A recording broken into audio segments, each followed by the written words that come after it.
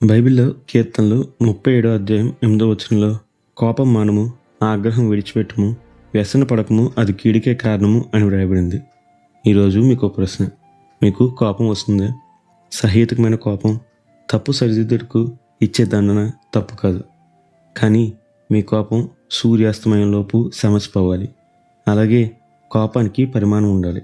ఇతరులకు మంచి చేయటకే తప్ప హాని చేయటకు కోపించకూడదు. అవును, మీ కోపం వ్యసనం వలన, ఇతరులపై మత్సరం వలన కలిగిందైతే తప్పక అది పాపమే. మరి ఈరోజు మీ కోపం ఎలా ఉందో పరీక్షించుకుంటారా? అయితే వినండి, ఈరోజు దేవుడు మీతోనే మాట్లాడుతున్నాడు. మరి ఈ రోజును దేవుని వాగ్దానంతో ప్రారంభిద్దామా?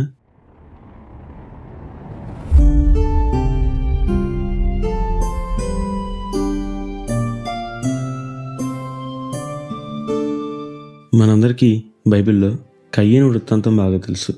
హవ్వ ఆదాముల మొదటి సంతానం, మానవుని పతనం తర్వాత పుట్టిన సంతానం.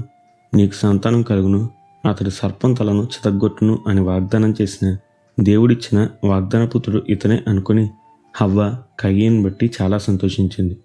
కానీ నిజానికి కయ్యను శాపాన్ని విరిచివేయడానికి కాక ఇంకా పెంచడానికే కారణమయ్యాడు.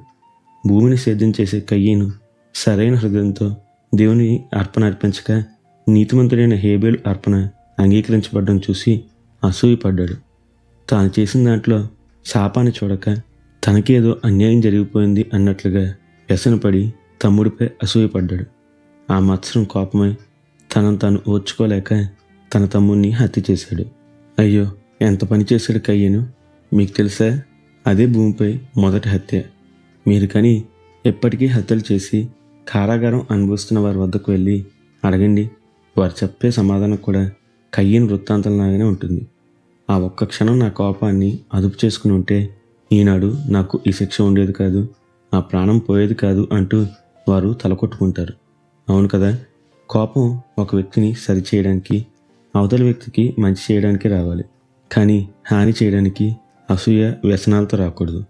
ఇక్కడ తనను తాను సరిచేసుకోవడానికి బదులు కయ్యను హేబేలుపై అసూయపడి కోపంతో అతన్ని చంపేశాడు. ఈరోజు మీ కోపం ఎలా ఉంది? చూడండి, ఈ కయ్యను మొదటి హంతకుడు, మానవుని శాపాన్ని రెట్టింపు చేసినవాడు. బహుశా ఇతనే పరోక్షంగానో ప్రత్యక్షంగానో జలప్రయాణానికి కారణం కూడా అయి ఉండవచ్చు. అన్నిటికీ కారణం అదుపులేని కోపం. ఈరోజు మిమ్మల్ని మీరు పరీక్షించుకోండి. అదుపులేని ఏ విషయమైనా పాపమే. మరి మీరు ఏదైనా పాపం చేస్తున్నారా? అతిగా ఇతరులకు హాని చేసేటంత కోపపడుతున్నారా? ఈరోజు పరీక్షించుకోండి. సరిచేసుకుని క్షమాపణ వేడుకోండి. నమ్మండి, దేవుడు మీకు తప్పక సహాయం చేస్తాడు.